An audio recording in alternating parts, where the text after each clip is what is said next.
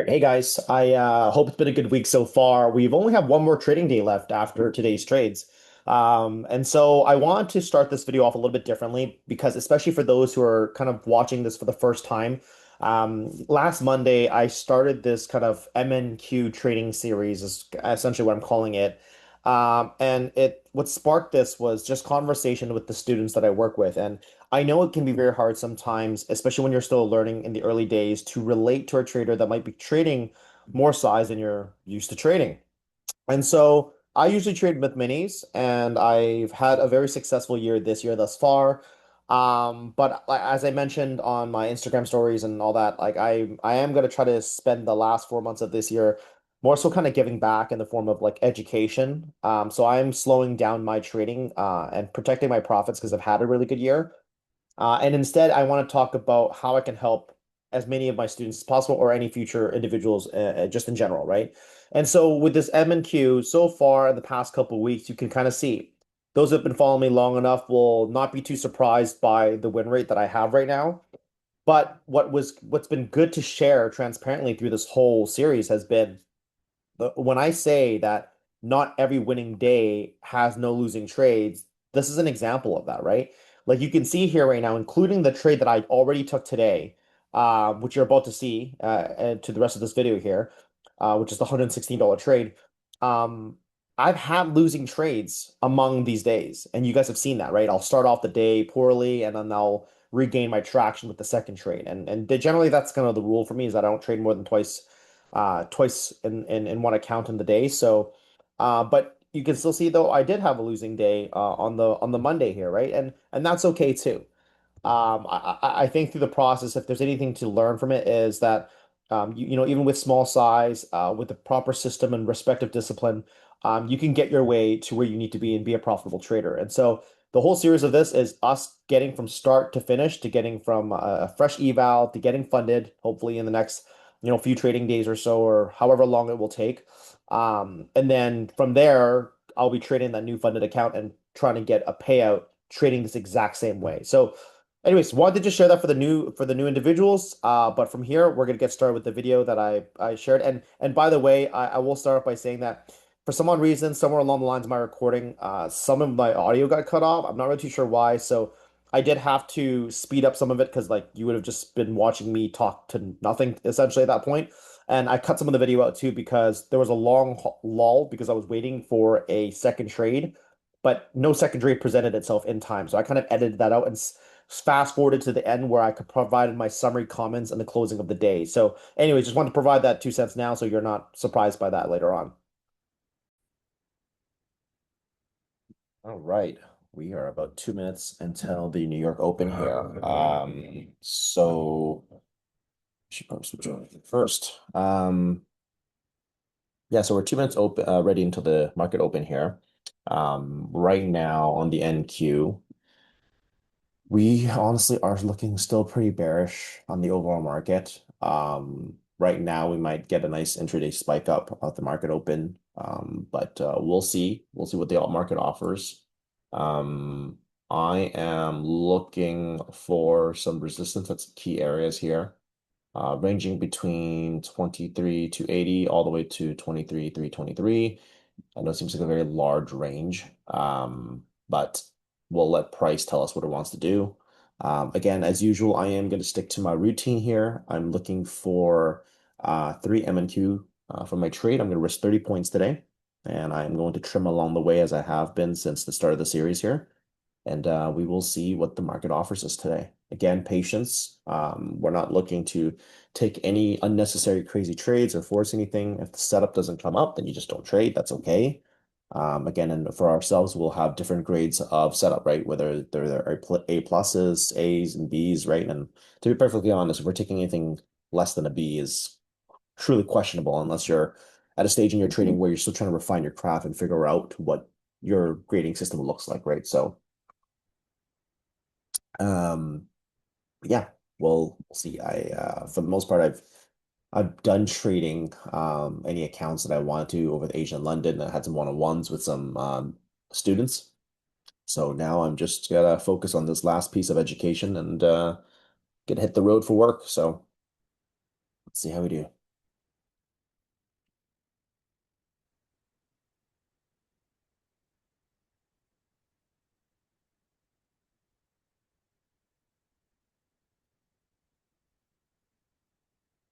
So you don't see it on the screen here because I'm only sharing my Top Step X right now. But on the FF indicator, this wick down was a very clean rejection of the 5 minute trigger line.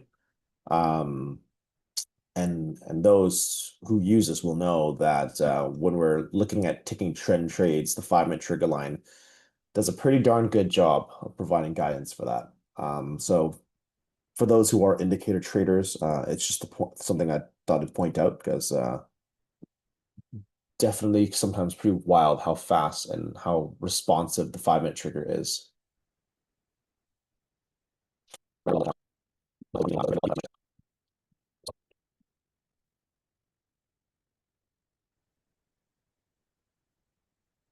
Nice 2 minute there.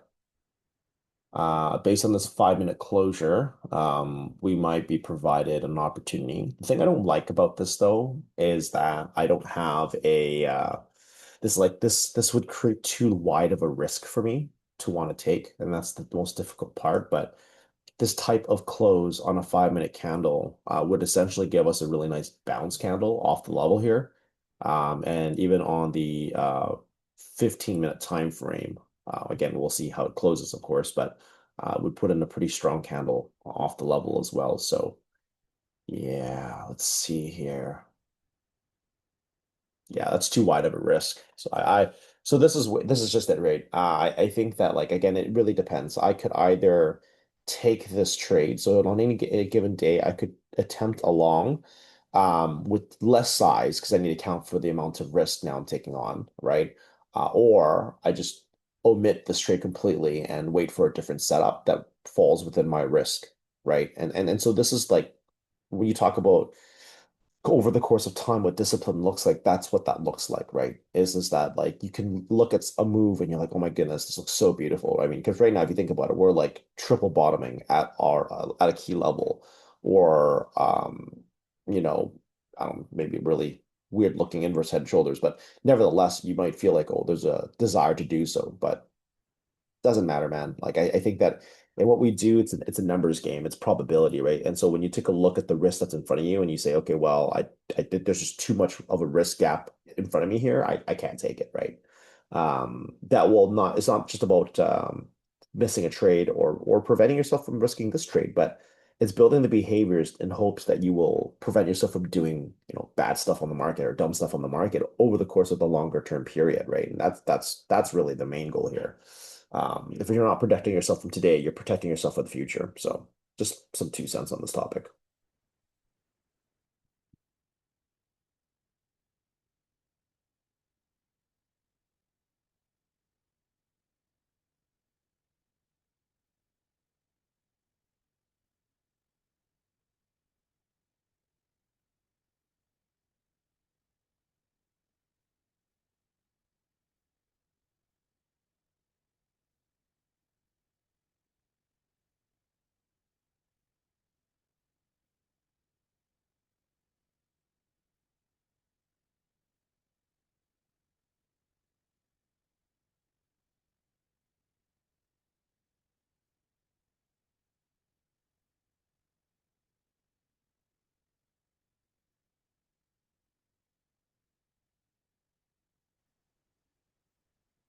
I just want to note here, quick sec.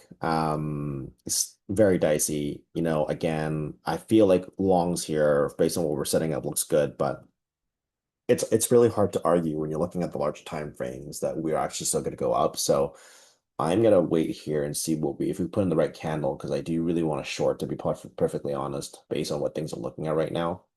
And I'm gonna decide probably that in the next 40 seconds here. Let's see how this candle closes here.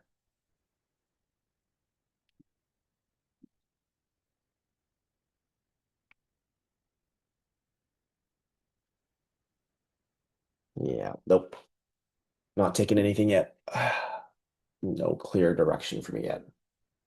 Again, valid reason to want to take long.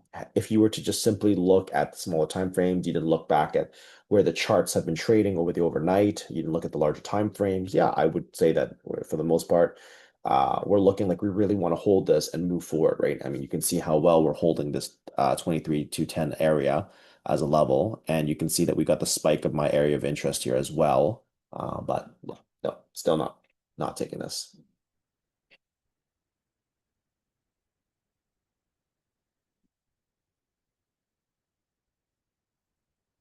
We have a bit of news that should be coming out in the next 10 minutes here.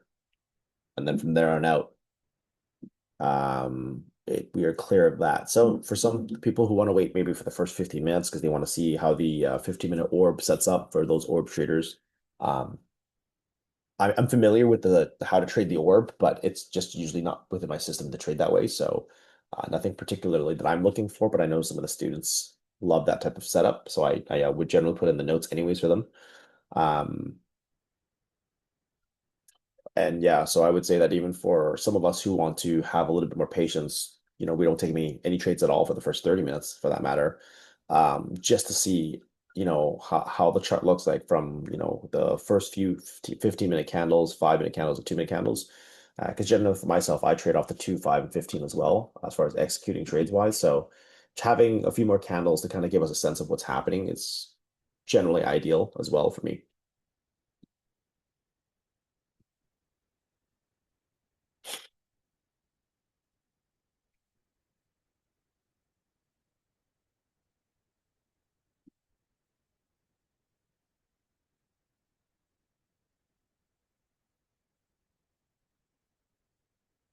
Order filled.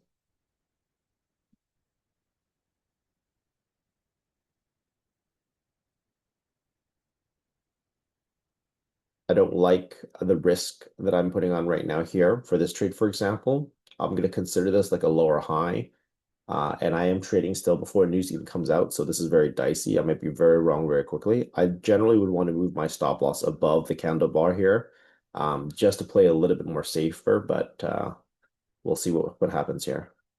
As usual, I'll set my target spots, assuming I don't get stopped out right away.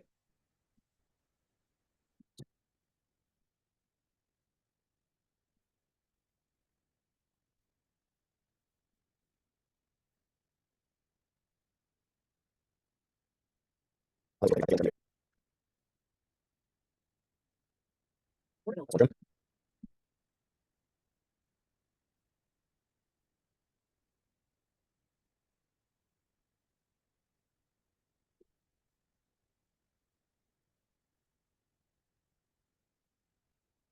have 3 minutes or 2 minutes until the next piece of news here.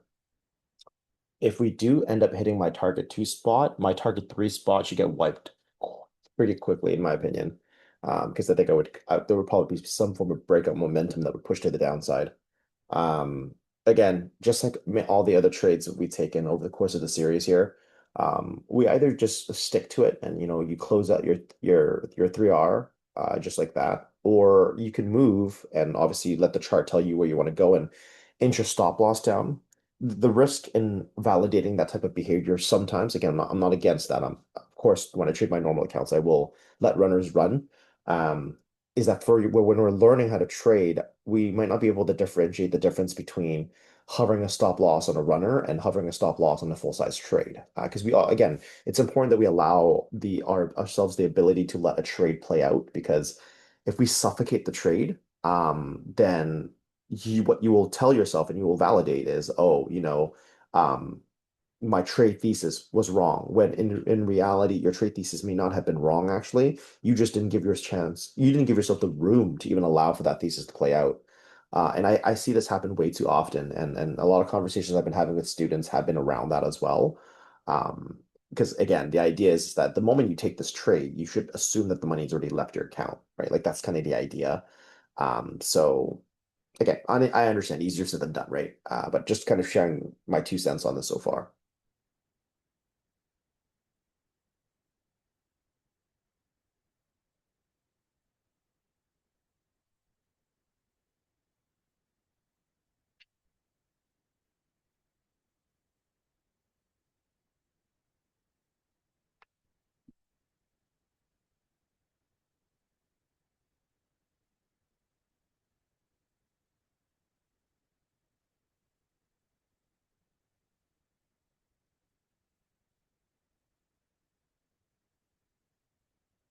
That's a pretty solid close here. Again, we're holding an area of interest right now, but I think Order we're going filled. down. Oh, there.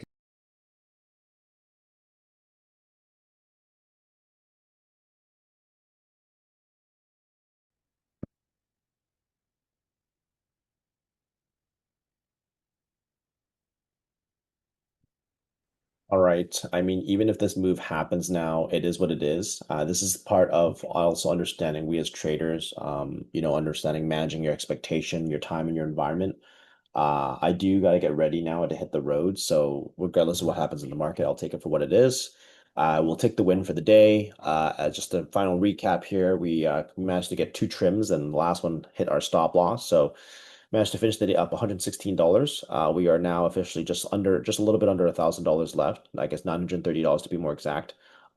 Before we get this account funded. So we've been trading for a little bit longer, right? So, for what I usually do when I trade my size, I would have been funded well by now. But again, for the purpose of education, I do want to just show that even in your early stages, as we're learning to, wax on and wax off and trade with smaller size, it is still very much possible to being able to get funded and to get paid out. It just takes a little bit longer, and that's okay.